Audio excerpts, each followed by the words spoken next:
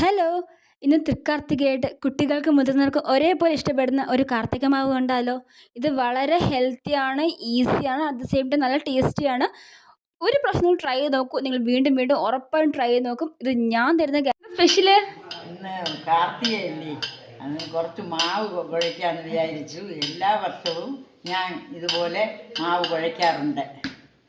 അമ്മമ്മ ഇതെങ്ങനെയാണ് ഉണ്ടാക്കുന്നത്? അരിപ്പൊടിയും തേങ്ങ ചുരണ്ടിയതും കരിപ്പൊട്ടി നല്ലെണ്ണയും ഒഴിച്ച് മാവിനെ നല്ലവണ്ണം കുഴച്ചെടുത്ത് കഴിക്കാം.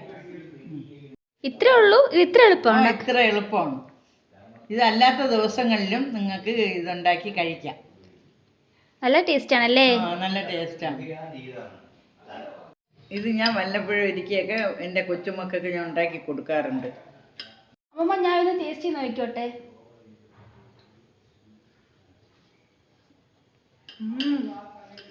Super taste. നല്ല ഈസിയാണ് ഉണ്ടാക്കാനായിട്ട്, നല്ല എളുപ്പമാണ്, നല്ല ടേസ്റ്റ് വേണം.